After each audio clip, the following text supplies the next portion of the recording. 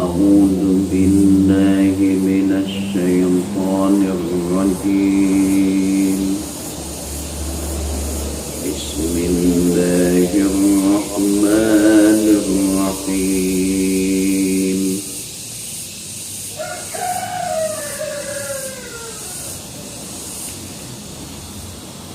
قالوا اتخذ الله ولدا سبحانه هو الغني له ما في السماوات وما في الأرض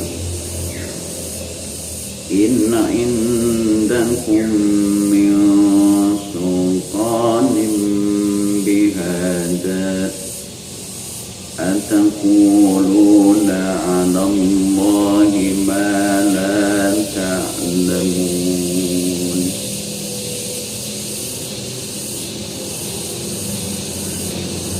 Qalu geus ngaromo itu musyrikun ayil yahudu tegesna Yahudi wan nasoro jeung Nasrani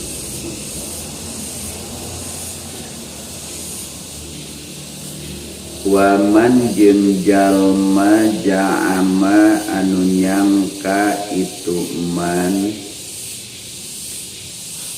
annal malaikata kana saestuna malaikat banatullahi eta putri-putrina Allah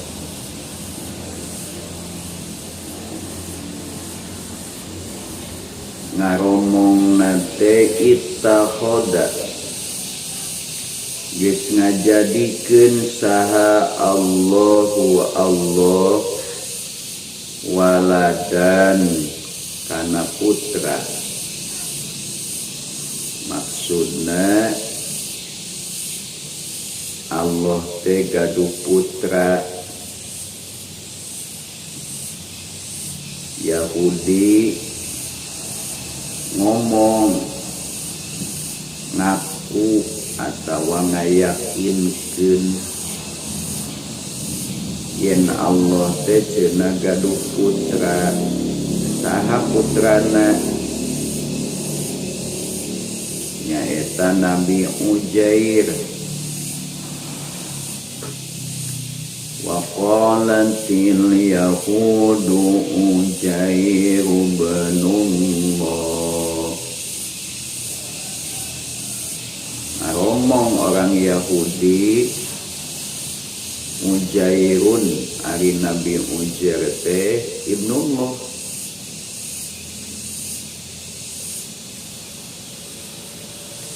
Nasrani sarua waqalatin nasara Masihu ibnullah Al-Masih cenah eta teh putra Allah Yahudi nyebutkeun Allah gaduh putra Nasrani nyebutkeun Allah gaduh putra bahkan aya deui sakelompok di orang-orang musyrikin Arab anu nyebutkeun malaikat itu adalah putri-putri Allah beda kalimatna al malaikatu jama tina malakun bari ngangge tak marbutoh biasana lapan nu kitu teh diangge ka awewe jadi we nyebutkeun malaikat itu putri-putri Allah ya, jadi qalu takhadallahu walada orang-orang kafir, orang-orang musyrik mengatakan bahwa Allah itu punya anak. Nah, disinilah letak kesalahan berpikir orang kafir. Kalau orang kafir mau berpikir, mereka akan berpikir yang namanya anak itu pasti bukan ciptaan bapaknya. Kalau Allah punya anak, pasti anak Allah itu bukan ciptaan Allah. Kalau bukan ciptaan Allah, berarti ada pencipta selain Allah. Karena anak itu bukan ciptaan Bapa. Berarti kalau Allah punya anak, anak Allah itu pasti satu sejenis dengan Allah. Ya anak kambing pasti kambing. Anak manusia pasti manusia. Anak Allah pasti Tuhan. Berarti akan ada dua Tuhan, yaitu Allah dan anak Allah. Ditambah lagi, kalau Allah punya anak, anak Allah pasti sejenis dengan Allah. Dan anak Allah pasti bukan ciptaan Allah. Da sopi ge lain ciptaan si Bapa. Rapli ge bukan ciptaan Pak Dede, bukannya. Iya, Bapak. Anak itu Rapli, putrana Pak Dede. Kan sejenis manusia pada manusia. Dan pasti anak itu bukan ciptaan Bapak. Kalau Allah punya anak, maka anak Allah itu sejenis dengan Allah. Dan pasti bukan ciptaan Allah. Jadi anak Allah itu ciptaan selain Allah. Kalau anaknya yang sejenis dengan bapaknya ada pencipta, berarti bapaknya juga ada pencipta. Itulah kebodohannya. Jadi sangeunahna ngomong teh di pikiran heula. Padahal mun di pikiran mah luar biasa eta omongan teh. Jika rek ngamuliakeun seperti orang Nasrani, maksudnya memuji-muji Nabi Isa. Orang Yahudi memuji-muji Nabi Uzair, sehingga dinisbatkan kepada Allah. Tapi mereka tidak berpikir, satu, kalaupun mau benar-benar memuji, itu keterlaluan pujiannya. Yang kedua, pujian itu mengakibatkan mereka menghina Allah, karena mensejajarkan makhluk Allah dengan Allah. Maka ucapan itu sekalipun seolah-olah tidak seberapa, jika anu tepira yang nyebut ittakhadallahu walada, Allah itu punya anak. Kan dia tepira teh, ulah dianggap tepira.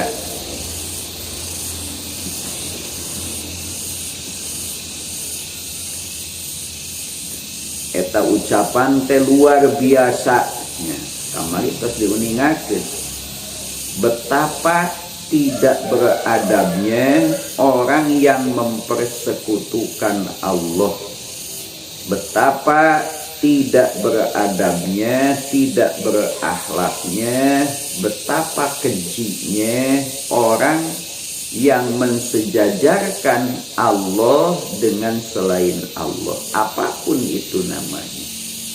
Maka ucapan itu dipandang oleh Allah luar biasa.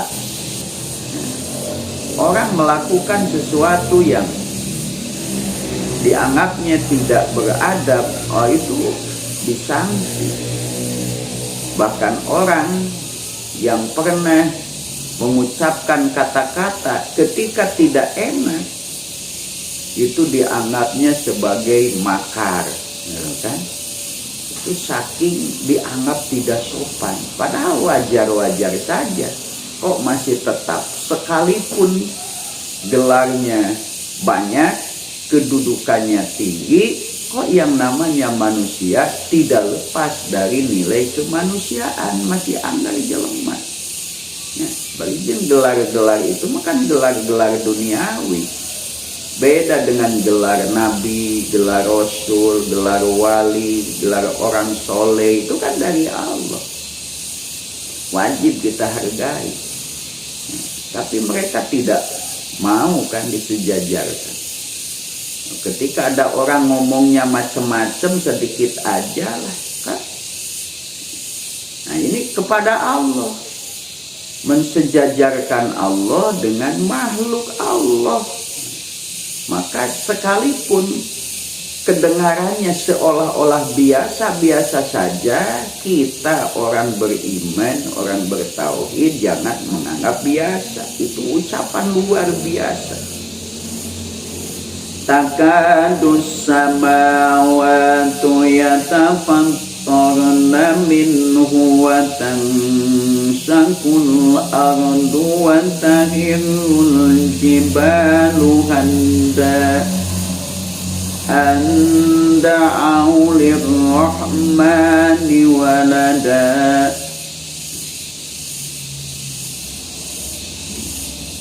Ucapan-ucapan seperti itu, takadus samawatu yatafattarna minhu, hampir-hampiran langit saja terbelah gara-gara ucapan itu.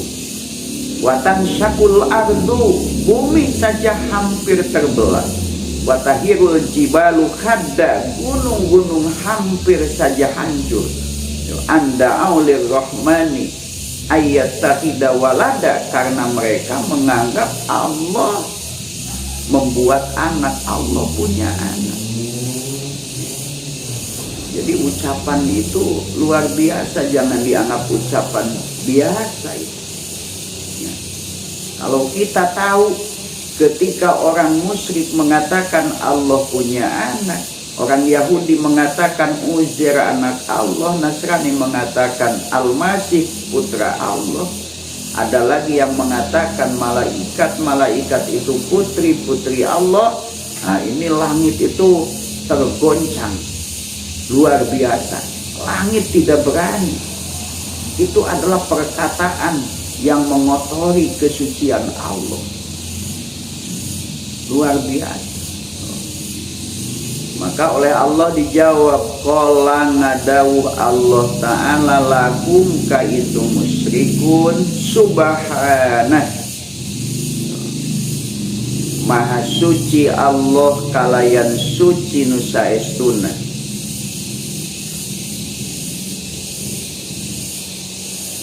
Sabbahallahu nafsahu subhanan, gitu. Allah memahasucikan zatnya dengan kemahasucian yang sesungguhnya. Tanjihan tegesna ngamahasucikeun Allah kana zat Allah kalayan ngamahasucikeun nu saestuna lahu ka Allah anil waladi ti putra. Jadi ngamahasucikeun kalayan ngamahasucikeun nu saestuna Allah ngamahasucikeun kalayan ngamahasucikeun nu saestuna lahu ka Allah anil waladi ti putra, ditentang ku Allah. Walaupun pada hakikatnya ucapan itu tidak akan mengotori kemahasucian Allah. Secara hakikat ucapan itu tidak bisa mengotori kesucian Allah. Mau apapun yang dikatakan manusia kepada Allah, Allah itu tetap keadaannya sebagaimana keadaan Allah. Disebutkan gaduh putra itu matak motoran. Disebutkan gaduh bojo ada Muhammad tak jadi boga. Tapi ucapan itu keluar dari kebodohan atau kekeliruan, maka Allah meluruskan. Nah, kalau orang mengatakan itu karena bodoh, maka Allah menjawab subhanahu, maha suci Allah dengan kesucian yang sesungguhnya. Allah memahasucikan zatnya dengan kemahasucian yang sesungguhnya. Jadi kalau ada orang mengatakan itu karena tidak tahu, nah, oleh Allah diberitahu Allah itu maha suci. Tidak ada pencipta selain Allah, maka Allah tidak beranak, tidak memiliki anak, dan tidak membutuhkan anak, tidak memiliki istri dan tidak membutuhkan istri.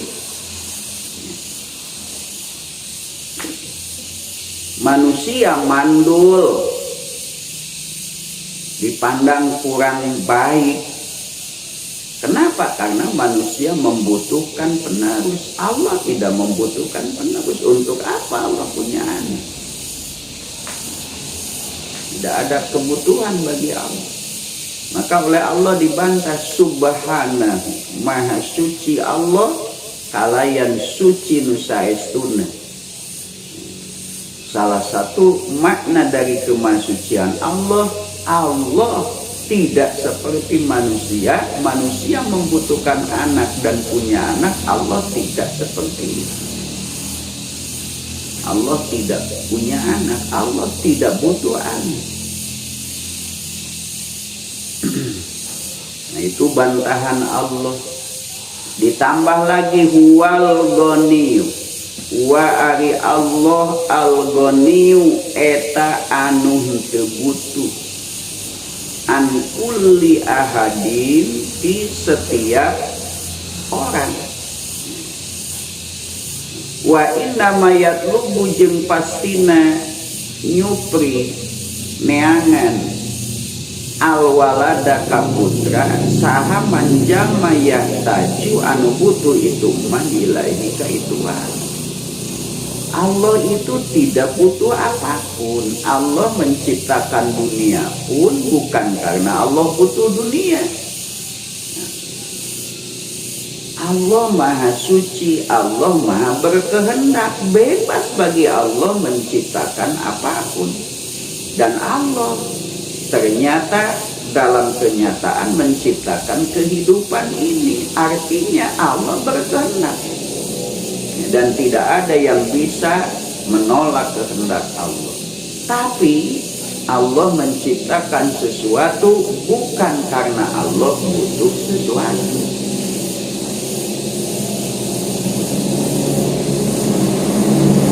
Lahu eta tetep kagungan Allahu kulma ari perkara fis samawati anu tetep di langit sareng langitna, wa ma sareng perkara fil ardi anu tetep di bumi sareng bumina.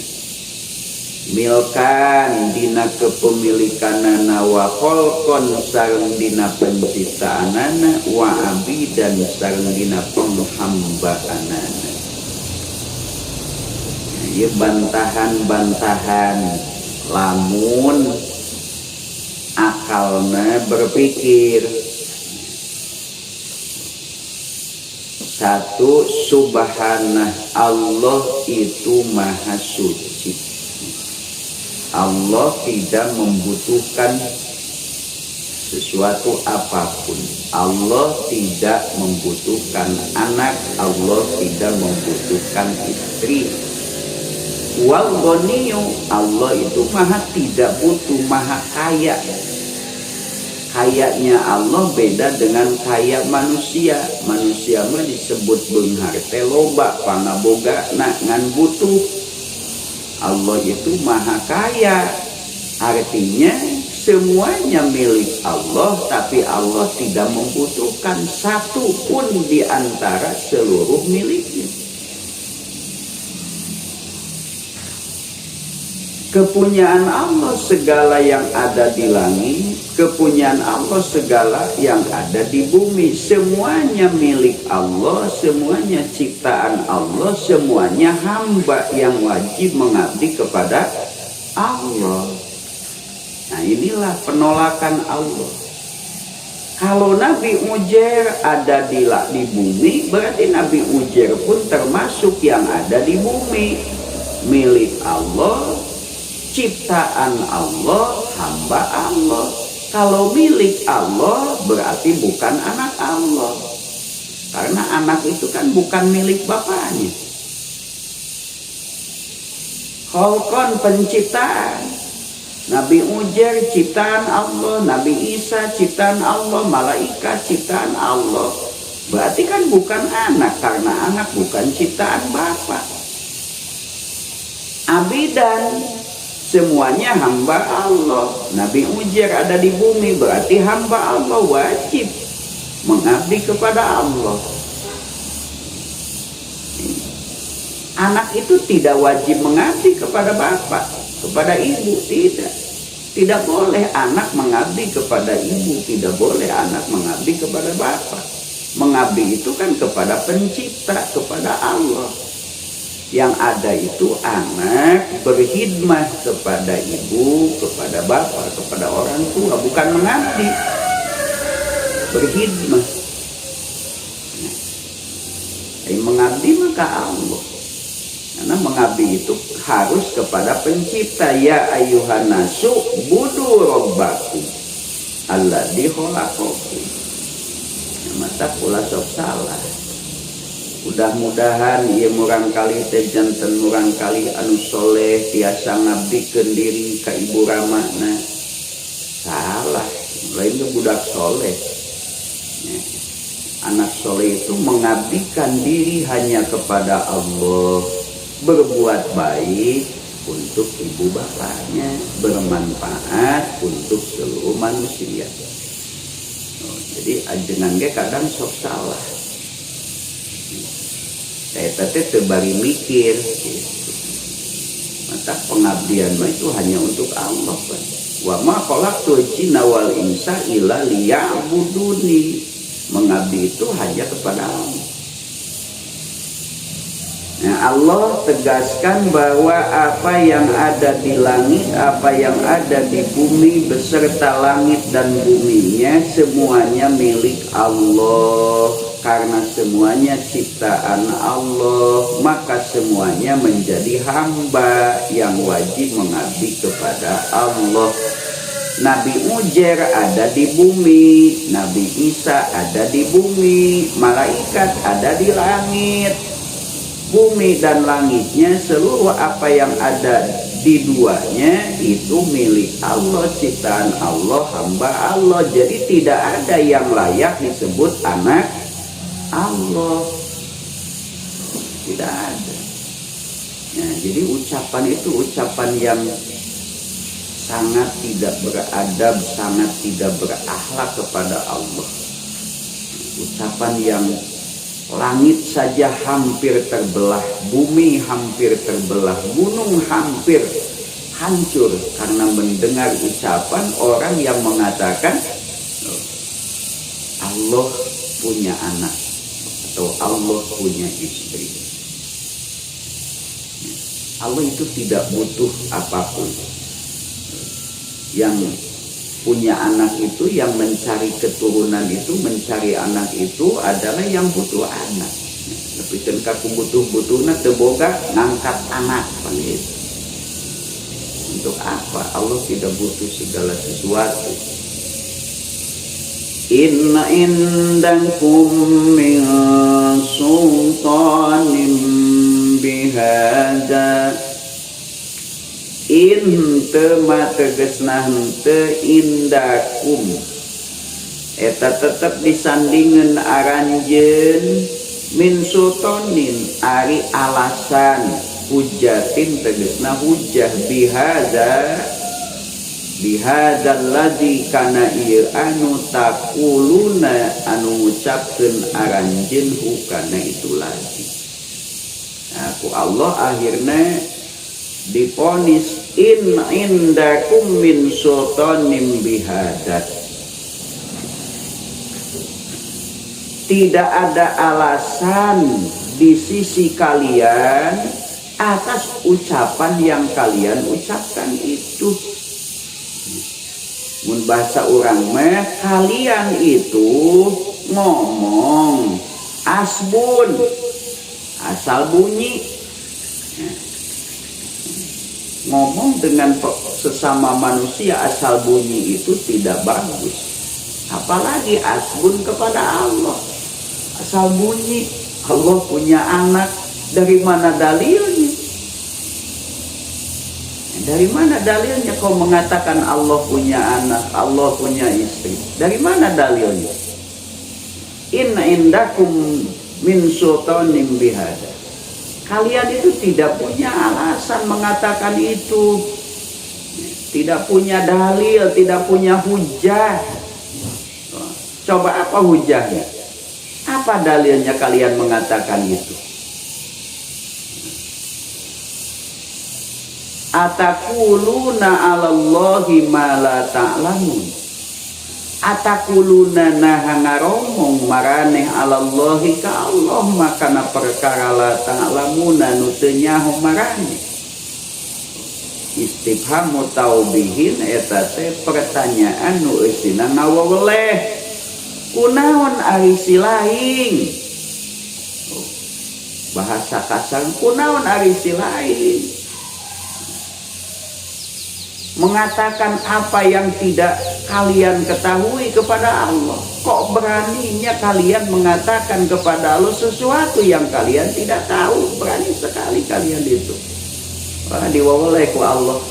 Jadi bahasa atakuluna 'alallahi ma la ta'lamun. Kenapa kalian itu berani lantang kepada Allah mengucapkan apa yang kalian tidak ketahui? Namun orang geus apa mah nguping ieu ayat bakal nangis. Tapi lamun dibacakeun aku Dede Julfa mangareuna pasti kieu baca Allah. Da teu apal teh nya. Nu penting mah enakeun suarana Allah.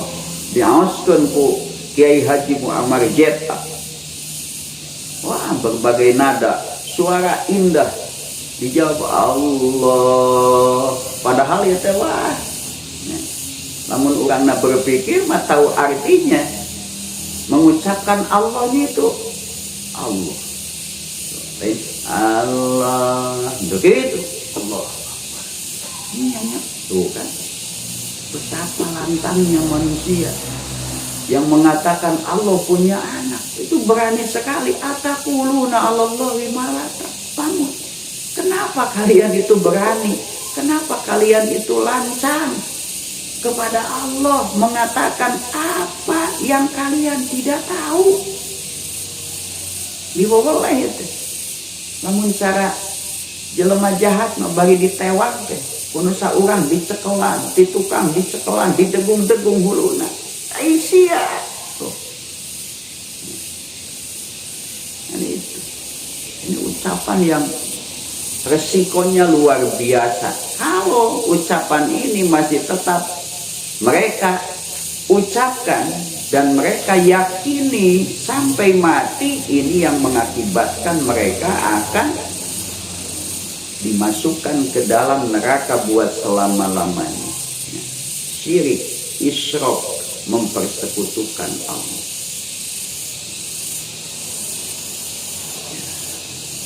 Qalu ngaromong itu musyrikun ayil yahudu tegesna Yahudi wan nasara jeung Nasrani waman jeung jalma-jalma ja'ama anu nyangka itu man annal malaikata kana saestuna malaikat banatullahi eta putri-putrina Allah.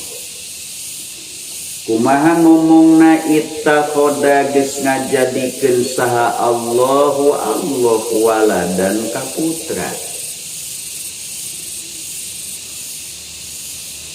Qala ngadawu Allah Ta'ala lahum ka itu musyrikun sebagai jawaban sareng petunjuk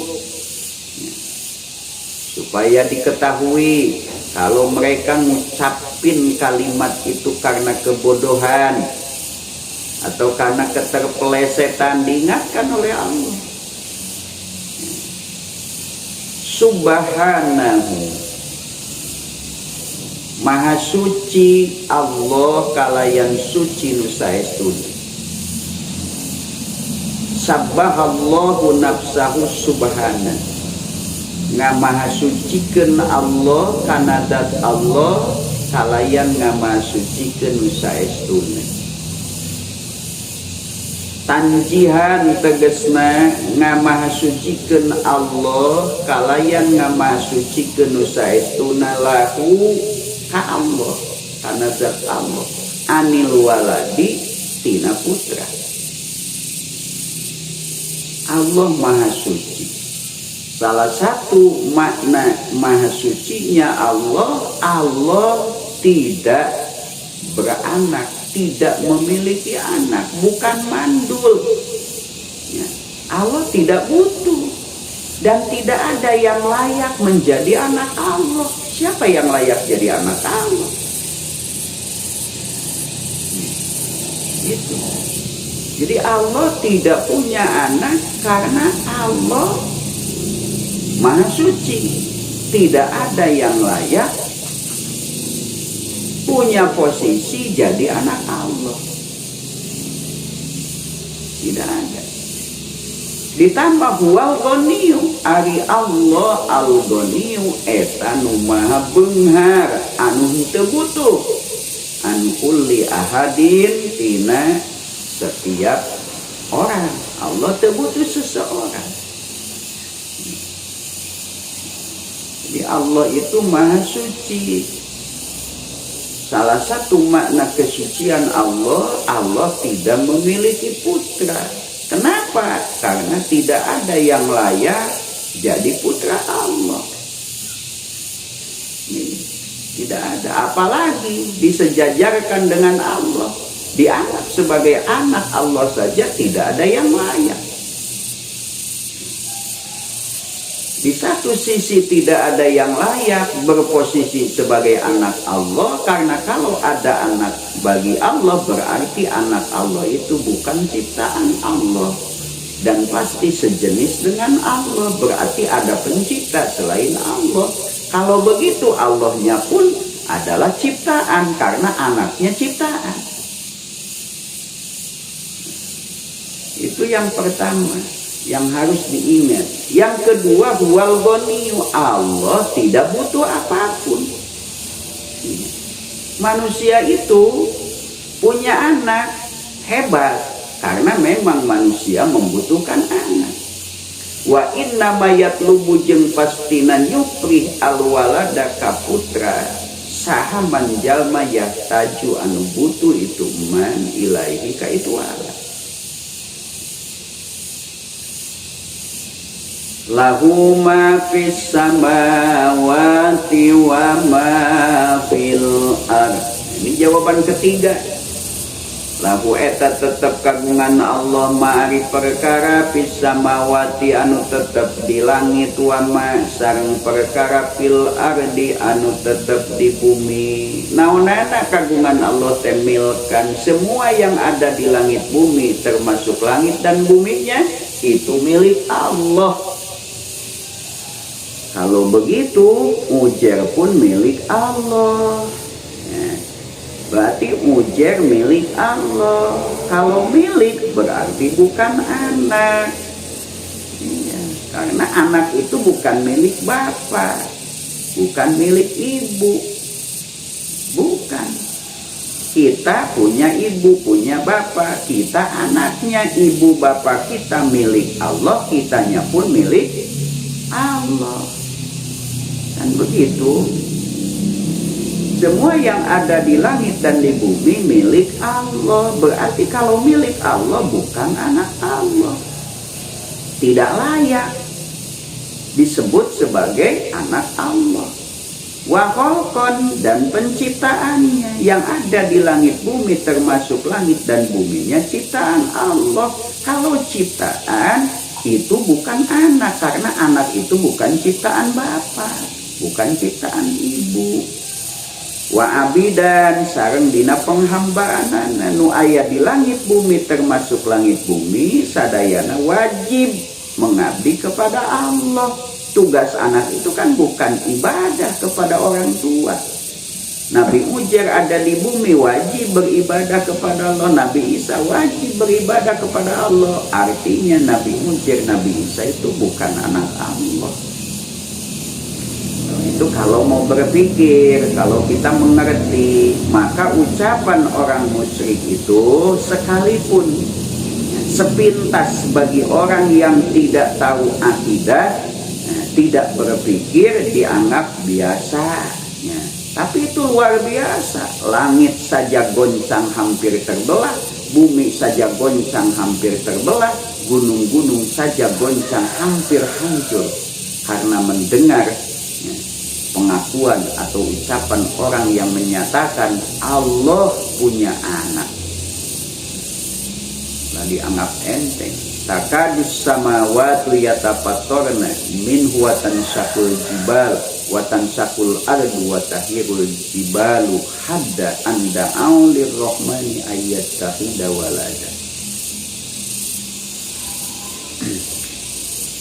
Inte mategesnan teu indakum eta tetep disandingan aranjeun min sultanin ari alasan sultan kekuatan hujatin tegesna hujat bihadal ladzi kana ieu anu taquluna nu ngucapkeun aranjeun hukana itu lagi. Allah menyatakan kalian itu tidak punya alasan, tidak punya kekuatan, tidak punya hujah, tidak punya dalil terhadap apa yang kalian ucapkan. Ucapan kalian itu ucapan sampah itu. Ucapan yang tidak berdalil itu sampah. Ucapan tidak berguna. Ucapan asbun. Nah, kalau tidak berguna saja ya masih mendingan. Ini bukan hanya tidak berguna, menimbulkan madarat. Bukan hanya sampah, ini lebih keji daripada ucapan sampah, lebih keji daripada asbun. In indakum min sultanin bihada atakuluna nah ngucapkeun marane alallahi ka Allah makana ucapan la ta'lamuna nu teu apal marane. Istifhamu taubihin eta teh istifham taubih. Kenapa kalian itu berani kepada Allah mengucapkan sesuatu yang kalian tidak tahu sesungguhnya? Bagi didegungkeun teh karena tihang beton uluna sabelahna. Cing atuh ngomong teh mikir. Nah, nanti di ditu di akhirat teh mun teu tobat-tobat Allah dilelepkeun kana neraka da ku malaikat digenye teu eureun. Oh, sia. Qul innal ladzina yaftaruna 'alallahil kadziba la yuflihun. Qul kedah ngadugikeun anjeun Muhammad supaya jadi peringatan, supaya jadi pengetahuan, jadi keyakinan, sehingga jadi pegangan. Innal ladzina saestuna jalma-jalma yaftaruna anu jijieun itu ladina 'alallahi ka Allah al-kadziba kana bohong binisbatil waladi ku nganisbatkeun putra ilahi ka Allah la yuflihuna eta moal baraja itu ladina. Ini pernyataan Allah sampaikan oleh Muhammad. bahwa sesungguhnya manusia yang berani berdusta kepada Allah, ada berdusta kepada Allah, ada mendustakan Allah. Berdusta kepada Rasul, ada mendustakan Rasul. Mendustakan Allah berarti tidak percaya kepada Allah, menganggap Allah itu bohong. Berdusta kepada mendustakan Rasul, tidak percaya kepada Rasul, berarti Rasul itu dianggap bohong. Ada lagi berdusta kepada Allah, mengatakan sesuatu yang tidak ada ajarannya dari Allah, dikatakan kemudian dengan alasan itu dari Allah. Nah, itu berdusta kepada Allah. Seperti orang mengatakan Nabi Uzair itu anak Allah. Ya, mereka tidak punya dalil kan? Tidak mendustakan Allah. Mereka percaya kepada Allah. Tapi salah. Mereka itu berdusta dengan mengatakan Nabi Uzair putra Allah. Nah, sampaikan oleh Muhammad, katakan kepada mereka, sesungguhnya orang yang berdusta kepada Allah, berbuat-buat dusta kepada Allah, wani jijienan bohong ke Allah, diantawisna ku nyebutkeun Allah gaduh putra. Nah, itu berdusta kepada Allah. Kapan Allah mengatakan Allah punya anak? Kan tidak. Mereka mengatakan itu, artinya mereka berdusta kepada Allah. Nah, orang yang berdusta kepada Allah, bukan hanya itu, Allah telah menjelaskan, Allah telah menegaskan, innad dina indallahil Islam. Orang beriman, orang Islam harus yakin bahwa tidak ada din yang hak, yang diridhoi, yang diterima kecuali dinul Islam. Tuluy yang mengucapkan semua agama benar. Nah, itu berdusta kepada Allah. Berdusta kepada Allah. Allah mengatakan, Allah berfirman, Allah menegaskan Islam itu undang-undang Allah yang hak. Mereka bikin lagi undang-undang dengan beralasan ini lebih cocok, ini lebih sesuai. Itu berdusta kepada Allah. Nah, tak katakan orang yang berdusta kepada Allah itu tidak akan mendapatkan kebahagiaan. Layas aduna, tegesna henteu bahagia, moal narima kebahagiaan itulah dina. Moal di akhirat moal bahagia.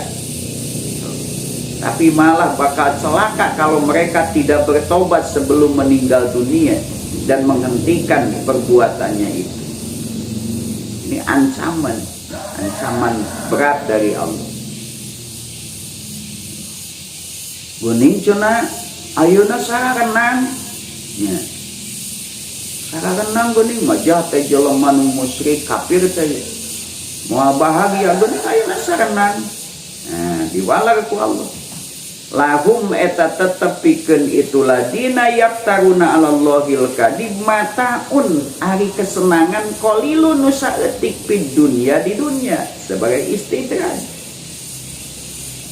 Lahum eta tetepikeun itulah dina mataun, ari kesenangan qalilun nu saeutik fid dunya, di dunia ya tamatauna saresenangan itulah dina bihi ku itu mata mudata hayatihim, sapanjang hirupna itulah dina summa ilaina tuluy ka kami ungkul surah Allah ka kami Allah nu maagung marji'uhum ari baralikna itulah dina bil mauti melalui proses paeh. Ya, bil mauti kumaha? Nah, maut kembali kepada Allah. Lain kembali kepada Allah orang arinit ka ditu nya. Uncak incing ngilingan dunia bari mekerang selain. Kewe paeh tah paeh teh balik teh. Kumaha engke tah geus paraehna eta jelema nu caluta ka Allah teh. Nah di dia ya, summa nudhiquhumul azab asyadida bima kanu yakfurun. Summa nudhiqu tuluy bakal ngarasakeun kami, ngarasakeun teh bakal nibankeun kami. Summa nudhiqu tuluy bakal nibankeun kami Allah nu Maha Agung hum ka itu ladina al azaba kana siksaan asyadida anu banget ba'dal mauti sabada pae bahkan timimiti sakaratul maut ge geus ditimpa adab nu luar biasa. Bagi mereka itu sakaratul maut adalah awal peristiwa yang menakutkan. Allah digoncang, digunjang ganjing dina waktu sakaratul maut,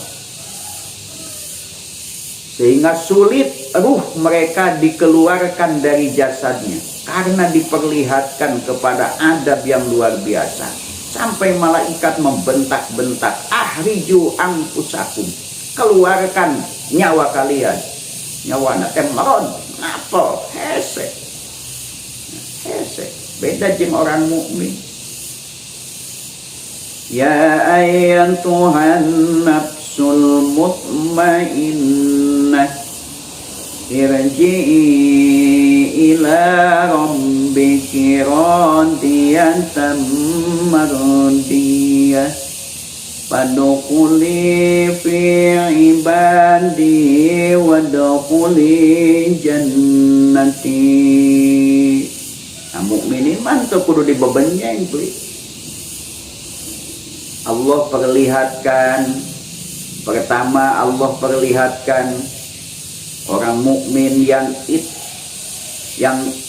nafsunya nafsu mutmainnah itminan, ya, jiwanya itu tenang dengan keimanan, tidak goyah, teungut kalinuan, tegedag keanginan, imana pancen. Ya. Dina waktu sakaratul maut ku Allah ditinggalikeun Pak.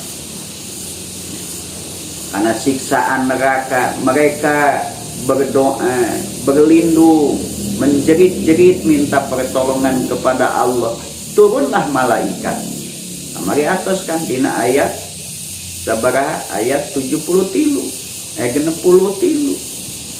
Ya, lahumul busra fil hayatid dunya. Datanglah malaikat tatanazzalu alaihimul malaikatu alla takhafu wa la tahjanu wa abshiru bil jannati allati kuntum tu'adun. Malaikat rahmat turun menghampiri wahai hamba Allah, wahai kekasih Allah, wahai orang-orang soleh, wahai para waliullah, orang beriman dan bertakwa, jangan kau sedih, jangan kau takut, bukan itu tempat kalian. Coba tuh lihat, itulah tempat kalian. Bergembiralah, wa abshiru bil jannah, itulah surga. Oh, aduh, bingah luar biasa. Nah, digupai ke malaikat. Ya ayyatuhan nafsul mutmainnah, mari kita kembali. Itu dibebannya, tadi bebetot. Keluarlah ruhnya dengan penuh kerinduan, ingin bertemu dengan Allah, rindu, ingin masuk ke dalam surganya Allah. Orang oke pantuluh, gak plek-plek ngawan, no, plek ngawan, no, plek ya artos, jatuh kan, ya, itu, di pasien pangbubunga mengajul, tunduk. Tuno, ya acis ya di aram mah, tamu pade ngajelang, tuno gepanya, tuh gitu. Orang kafir kan diperlihatkan oleh Allah pertama kali melihat surga dengan kenikmatan, walah, tuh, memohon-mohon kepada Allah, menangis-nangis, ya Allah, aku masukkan ke dalam surgamu. Datang malaikat, datang ke malaikat itu. Jadi surah Al-Anfal ayat. Kisah nadina surah nusanes ya ayat bahwa malaikat itu datang yadribuna wujuhahum wa adbarohum, Datang malaikat nu nenggelan banget, nu najongan boboko. Ya, orang kafir yang tidak mau sadar-sadar di dunia, begitu sakaratul maut diperlihatkan ke surga, ingin masuk surga, mun bahasa orang beri ngajejek teh malaikat dasar mah goblok. Tiba heula tadi kita iman hese ayeuna geus neuleuh hayang ka surga. Ditajong, ditonjok bagi di goblok-goblok ku malaikat. Atuh ditinggalikeun kana neraka. Masih tinggalikeun kana neraka. Lampot dah. Nepi ka embung biji. Sok sia gara biji. Ahriju anfusakum al-yauma tujzauna adabal huni bima kuntum takfurun. Hari ini kalian akan dibalas dengan siksaan yang hina karena kekufuran kalian. Sok biji ya. Maka sakitnya luar biasa. Maka sakaratul maut itu pintu gerbang pertama bagi orang musyrik, orang kafir yang tidak mau bertobat, pintu gerbang peristiwa yang menakutkan. Sejak kedatangan malaikat maut itu ketakutannya luar biasa. Nah, maka mereka memohon-mohon, Rabbi laula akhartani ila ajalin qarib. Ya Allah, Rob kami, Rob abdi. Atuh pasian sakedap mah waktos. Fa asaddaq wa akum minas solihin. Abdi teh ayeuna mah bade sedekah teh bade, infak teh bade, moal abdi teh moal korek ayeuna. Abdi teh ka janten jalmi mukmin saleh ayeuna mah moal mantangul. Wayahna biasa ayeuna mah. Resep waktosna. Summanudiku tuluy bakal nibankeun kami Allah nu maagung hum ka itu ladina al adzabas sadida kana adab nu pedih nu banget ba'dal maut sabada maut, bahkan ketika sebelum mautnya. Sakaratul maut menjadi pintu gerbang, menjadi awal peristiwa yang menakutkan bagi orang kafir dan orang musyrik. Maka jangan sekali-kali kita menyimpan noda kekufuran, bersihkan kekufuran, bersihkan kemusyrikan. Jangan mensejajarkan sesuatu dengan Allah, jangan pernah mensejajarkan suatu aturan dengan aturan Allah. Aturan manusia apapun namanya, itu tetap aturan manusia, dan Islam adalah aturan Allah. Aturan manusia tidak boleh disejajarkan dengan aturan Allah. Sebaik apapun ya, aturan yang dibikin manusia, kalau itu bukan dari Allah, ya udah tolak. Sudah cukup, aturan itu sudah ada. Allah sudah mengatur segalanya buat kehidupan ini, tinggal make. Islam itu aturan Allah. Wallahu yad'u ila daris salam. Allah itu selalu mengajak, senantiasa mengajak manusia, ya, menyadarkan manusia supaya masuk Darussalam, negeri keselamatan, surga. Bagaimana Allah mengajak? Menurunkan para nabi dan rasul, menurunkan ajarannya yaitu Islam, dengan ajaran utamanya tauhid. Itu tauhid itu ajakan masuk Islam, dan tidak ada ajaran tauhid di luar Islam. Islamlah yang punya ajaran tauhid. Maka bagi kita tak usah lagi cari aturan, cukup aturannya dari Allah Islam. Laksanakan Islam baik dalam kehidupan pribadi, rumah tangga, ya, bermasyarakat, bernegara, ya, kehidupan dunia, insya Allah pasti akan selamat di akhirat. Nah itu, jadi noda kekufuran, noda kemusyrikan itu jangan dipelihara sekecil apapun. Bersihkan hati dari nilai-nilai kekufuran, dari noda kekufuran. Sekalipun cuma seujung rambut tidak boleh. Kikis habis semua itu. Setan justru keinginannya kalau manusia melihara kekufuran sekecil apapun, supaya setan bisa memupuknya jadi gede. Kenapa mereka itu menerima adab yang pedih? Bima kanu yang kurun, bima kanu kusababieun kabuktian itulah dina baheula keur di dunia nah yakfuruna eta terus menerus dina kakufuran terus menerus kafir itulah dina baheulana keur di dunia na teu eureun kafirna teh teu tobat kumaha lamun jelema kafir tapi tobat sebelum nyawanya sampai ke tenggorokan. Siapapun manusia, sebesar apapun dosanya manusia, apabila bertobat kepada Allah sebelum masa ditutupnya waktu tobat dan benar tobatnya, Allah akan mengampuninya. Bagaimana tobatnya orang kafir dan musyrik? Yaitu dengan iman dan tauhid. Orang kafir dan musyrik tobatnya itu dengan mengucapkan 2 kalimat syahadat yang memenuhi persyaratan syahadat. Ya, kan syahadat itu ungkapan keimanan, menunjukkan kemusliman, ketundukan, kepatuhan. Karena inti daripada syahadat adalah sami'na wa atokna, siap mendengar semua aturan Allah yang disampaikan Rasul, siap taat melaksanakan semua aturan Allah yang telah diajarkan dan dicontohkan oleh Rasul. Nah, jadi ayat ini memberikan pengertian orang itu, orang kafir itu akan disiksa oleh Allah di akhirat apabila kekufurannya terbawa mati.